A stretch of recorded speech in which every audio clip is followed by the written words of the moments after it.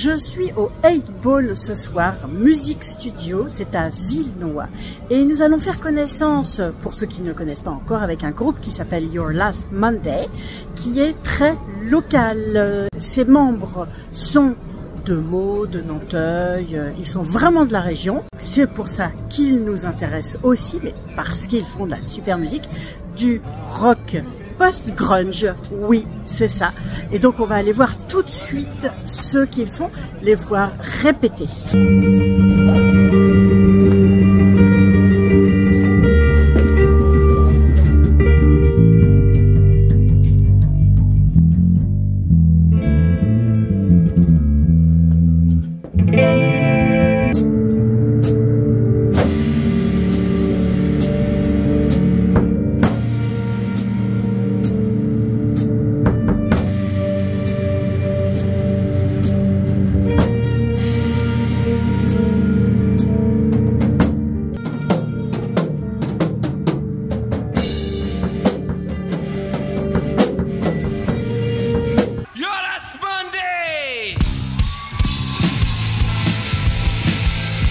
Vous êtes Your Last Monday, voilà. C'est ça. Alors, Johan.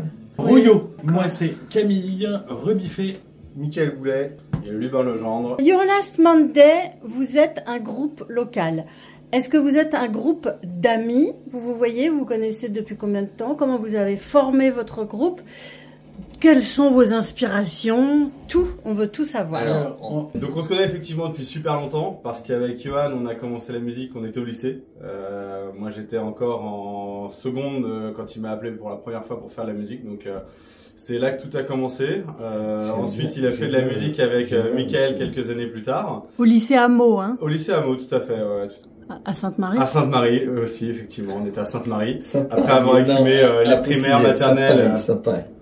Après avoir écumé primaire, maternelle, collège du coin, c'est à Sainte-Marie, sur les bancs de Sainte-Marie, qu'on a fait nos premières répètes ensemble. Et puis après, Johan a joué quelques temps après avec Michael.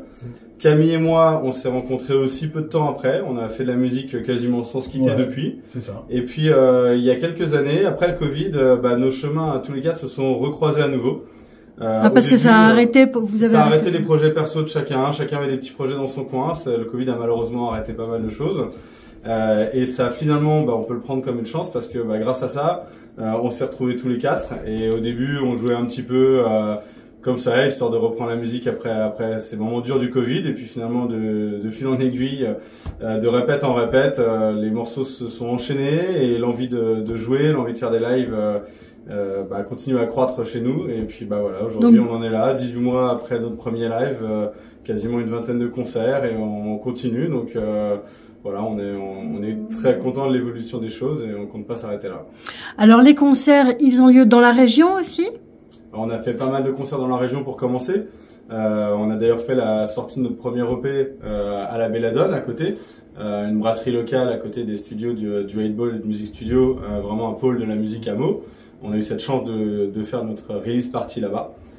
Et nous on continue nos répètes ici. Donc les premiers concerts c'était Meaux, on a joué à l'Espace Caravelle, donc la Belladone, on a joué à la Fabrique, un restaurant qui a depuis changé de propriétaire. On a joué la fête de la musique au Fil 7 à Magny, à Villenoy. On a rejoué d'autres concerts aussi à Magny. Magny-le-Hongre. À Magny-le-Hongre, tout à fait. Et là, on a quelques dates qui se profilent un peu à l'extérieur. On a commencé à jouer à Reims en juin dernier. On y retourne au mois de décembre. On va jouer à Troyes et on retournera à Troyes au mois de janvier. On joue au Dropkick Café, Dropkick Bar, qui est un bar qu'on retrouve sur plusieurs communes en France. Donc on espère que ça nous permettra de nous ouvrir les portes de villes comme Limoges, Orléans ou encore à nouveau Reims peut-être. Ah, c'est ça que vous visez là on vise à jouer le maximum. Ouais, c'est ça. En fait, quand on a remonté le groupe à l'issue du Covid, avec cette furieuse envie de remonter ce projet, naturellement, ce qui est arrivé, c'est aussi la furieuse envie de faire du live.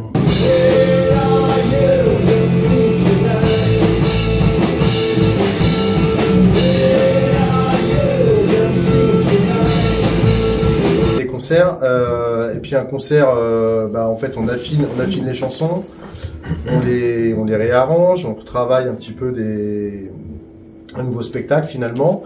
Aujourd'hui, on s'entoure aussi de professionnels pour d'autres aspects de spectacle. On travaille maintenant avec un ingénieur lumière, un ingénieur son, ce qui permet de proposer un spectacle plus cohérent, plus professionnalisé finalement. Et il y a une ligne finalement directrice qui va suivre toute la direction artistique du début à la fin du spectacle.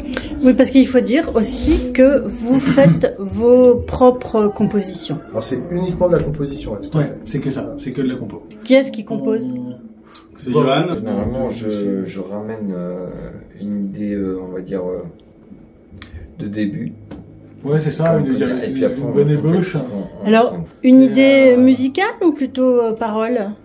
Les deux. Et je ramène une idée sur voilà, j'ai un plan ensemble sur la chanson. Et après, on monte ensemble. Ouais, En gros, on commence avec quelques riffs de guitare. Qui vont s'additionner les uns aux autres pour faire des couplets, des refrains, des ponts. On voit comment on arrive à enchaîner tout ça, comment nous on arrive à mettre la structure rythmique par-dessus tout ce que Johan amène. Comment on tourne les choses pour au fur et à mesure les faire évoluer en rajoutant la partie guitare solo, en rajoutant le chant. Bon, on n'est jamais fermé, c'est-à-dire que ça peut évoluer. On commence par quelque chose qui peut être un petit peu modifié. Ça évolue beaucoup des fois. Bah oui, ça évolue. Avec les additions de bougent, chacun, en fait. tout le temps. C'est le principe du groupe, c'est les additions de chacun. Chacun ramène ses petites idées qui permettent de faire évoluer les choses. Mais voilà, on part vraiment d'une base qui est amenée par Johan. Et puis, une fois que c'est un peu plus concret, on commence à y mettre des voix.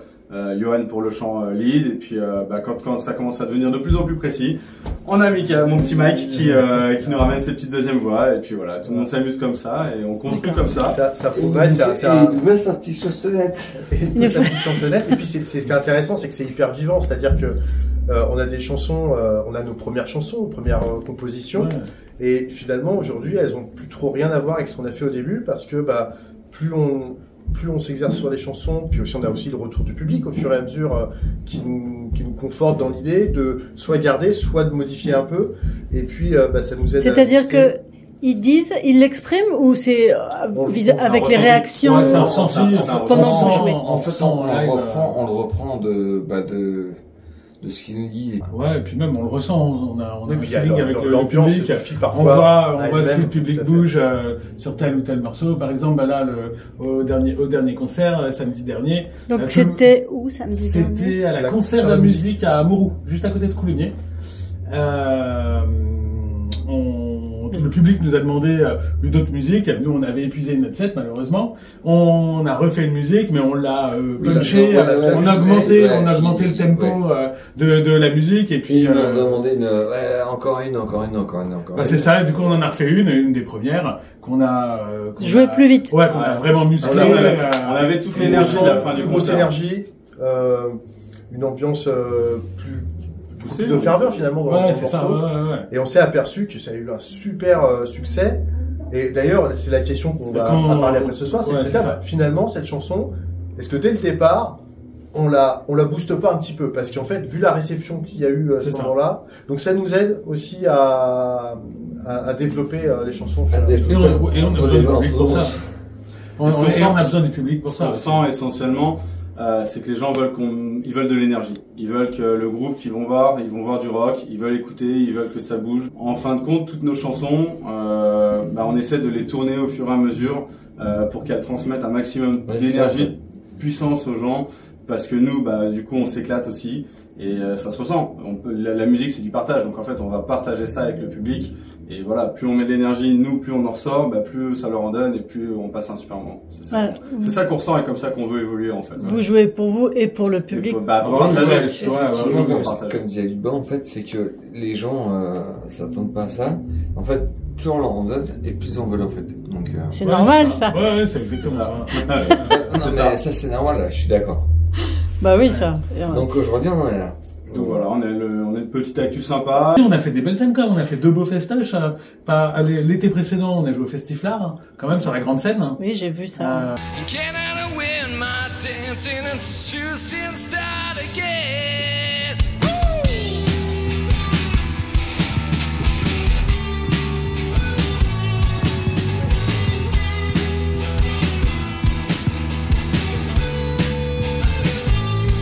C'était vraiment bien et puis l'été d'avant à Woodstock aussi. Ouais, on a fait qui était vraiment une scène très sympa aussi.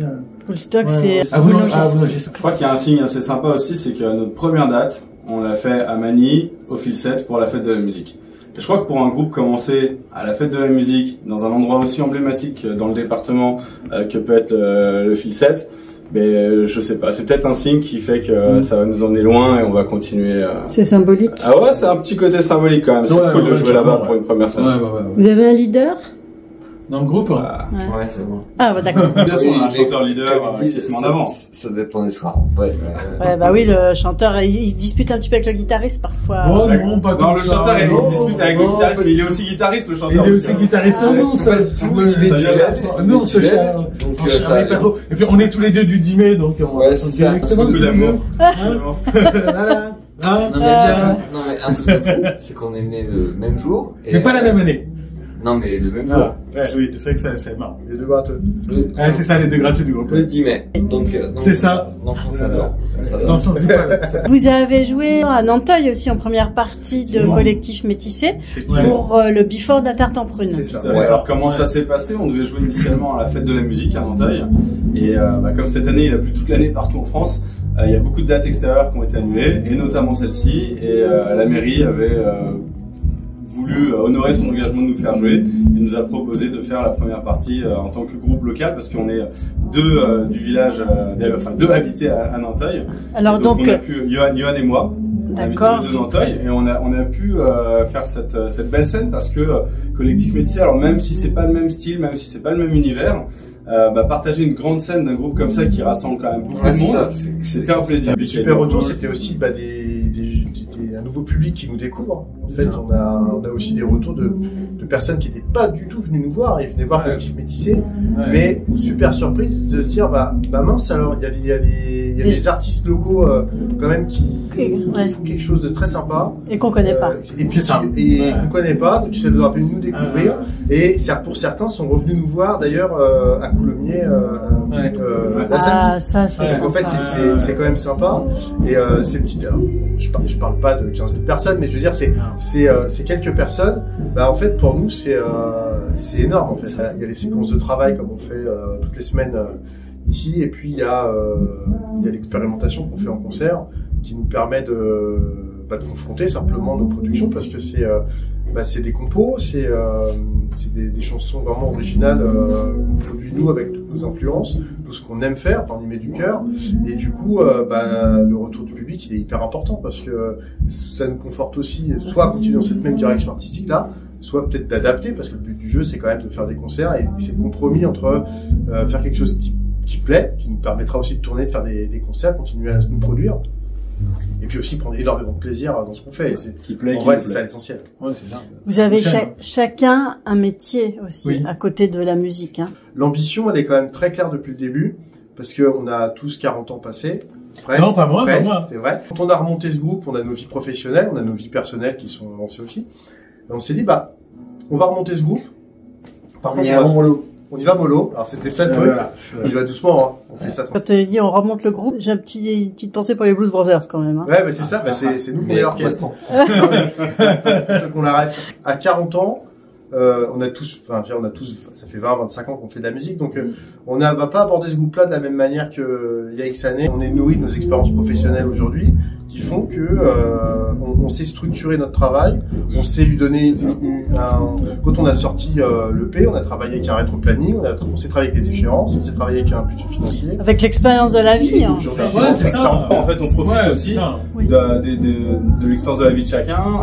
On a des métiers, vous connaissez vos points forts. Des graphistes, des capacités d'organisation. Alors qui est graphiste? Johan est graphiste. Donc tout ce qui est visuel, c'est Johan qui va s'en charger. Voilà, c'est que en fait, on a l'avantage d'avoir un petit peu de recul sur tout ça. C'est-à-dire que. C'est quoi l'avantage d'être graphiste dans un groupe de musiciens? Imaginez bien. Bonne question. Il faut dessiner la musique. Pour les affiches. D'avoir une image propre. Le logo. Le logo, c'est exactement ça. Le logo, la typo. En fait, le logo, l'image, le côté graphique, ça fait partie des choses obligatoires aujourd'hui. On est visible sur les réseaux sociaux, on est visible partout. Quand on fait un live, il faut qu'on ait quand même quelque chose qui nous fasse reconnaître dans le public une identité visuelle. Donc voilà, le côté graphiste permet de créer ça et ça nous permet de gagner beaucoup de temps, d'avoir ça en intégré dans le groupe parce que l'image, si on devait aller la chercher ailleurs, on l'aurait peut-être pas encore trouvée. Donc voilà, ça fait partie d'aller chercher les points forts dans les capacités de chacun pour faire avancer les choses. Donc Johan, graphiste, Camille, agent immobilier. J'adore. Non, moi je vends des maisons. C'est dur en ce moment. Je bosse avec les gars, c'est mon patron. À La Ferté. À Ferté, à Meaux, ouais. Et moi je travaille dans une grande entreprise nationale de chemin de fer. Pour ne pas citer de nom. On ne demandera pas laquelle. Je ne cite pas les marques. Vos influences, c'est quoi? Vos influences musicales? Alors, moi personnellement, si je peux me permettre, vas-y, t'as le droit. Vu que c'est moi qui écris, c'est les Pixies, c'est les Smashing Pumpkins, c'est beaucoup de groupes des années 90 en fait. En fait, on se rejoint beaucoup là-dessus. Bah, moi, je vais rejoindre aussi Johan sur toute cette période, le grunge des années 90. Si on prend effectivement les Foo Fighters, c'est quelque chose qui marque beaucoup. Alors moi, j'ai aussi des influences un petit peu à côté et depuis petit. Si tu peux dire, et récemment, mais voilà, moi toute la scène new metal, les Korn, les Deftones, les System, c'est pareil. C'est des groupes mythiques des années 90. C'est ce qui nous a fait aussi parce qu'on avait un petit groupe quand on parce qu'il faut le dire, on a monté un groupe. Ouais, quand on était au lycée. Et c'est vrai que, par exemple, le premier concert c'était Deftones, quoi. Et c'était beaucoup basé sur du Korn. Voilà. Ah, le premier concert où vous êtes allé? On a été ensemble, le premier concert on a été ensemble, 97, 98. On a fait deux Korn. On a fait plusieurs, on a fait Korn et Deftones, mais ouais, moi j'étais au lycée, je sais pas, j'avais 16 ans, 17 ans, quoi. C'était formidable. C'était où? C'était au Zénith. Deftones au Zénith. Et d'ailleurs, on a perdu une chaussure. Il faut le dire, on n'a pas une chaussure. Dans la bataille. Ouais, on a perdu une chaussure. Donc vous étiez dans la fosse et... Non, on a perdu une chaussure et puis un des copains, il est pas là ce soir pour en parler, mais il est parti, on est rentré sans chaussure. Voilà. Donc, on le dit. Petite anecdote. Voilà. Et Mike, son influence, c'est... Moi, c'est tout ce qui est. Alors, en fait, ce qui est intéressant, c'est que effectivement, on a tous les cas des influences. Ce qui nous rassemble, c'est ce goût pour cette musique rock, un peu alternative, nouvelle, qui a émergé dans les années 90. C'était l'époque où on était ado et on s'est mis à écouter de la musique à n'en plus finir. Bassiste. Hein. Ouais. Et au final, c'est un peu notre point commun à tous. Mais au-delà de ça, on a des influences qui ont divergé aussi par derrière. C'est-à-dire que c'est vrai qu'avec Lubin, on a une influence très métal, un peu plus brutale dans la musique. Et qui aujourd'hui, c'est super intéressant parce que aujourd'hui, avec le batteur, le duo basse-batterie, il apporte un soutien rythmique et mélodique sur l'assise finalement des chansons. Et sur certaines chansons, ça se ressent en fait cette force un peu plus dure dans le rock, brutal. Ouais, un peu plus métal. Écoutez, Yo et Camille, c'est des jeux. Il faut le dire, qui sont plus subtils, qui sont une approche parfois peut-être plus académique dans la façon de travailler les parties de guitare, les recherches des petits notes. Et plus académique. Mais oui. Moi, clairement, je suis plus je pense que rock british que ce que veut dire Mike, c'est qu'en fait, on crée des morceaux. Enfin, moi, je ramène des rythmiques. Et heureusement que eux sont là pour ramener le truc derrière. Je pense à Camille ou même à Lubin. C'est que si ils faisaient pas leur boulot au niveau de la batterie ou au niveau de la basse, ce serait complètement, on n'aurait vraiment pas de musique.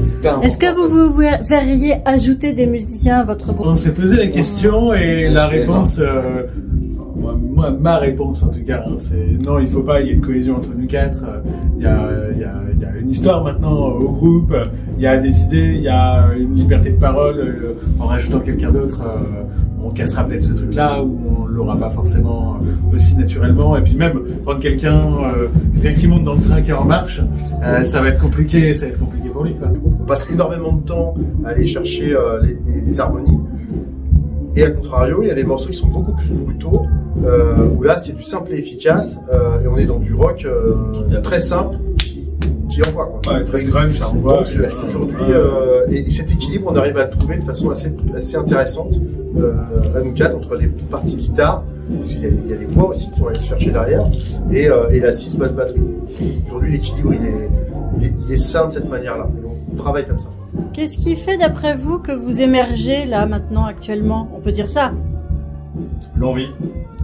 Alors ouais, le travail aussi. Après émerger, enfin, sans vouloir nous mettre sur un piédestal, émerger ça. Oui, on n'en est pas encore là. Bah, enfin, mais voilà. on évolue. Mais on évolue. On peut dire, en fait, même on a fait des belles, scènes.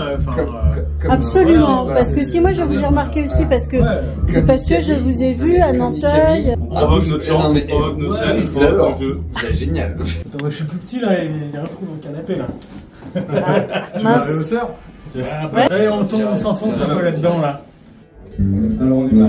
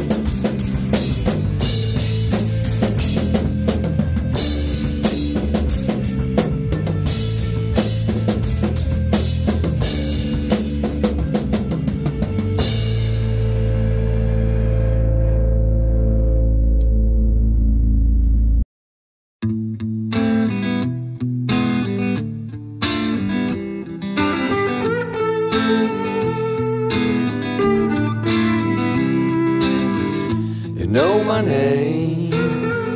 You learn where I came from. What a strange game. How you're looking for someone. Know my name. You haven't got my telephone. Call me back, dear man. You're never finding anyone.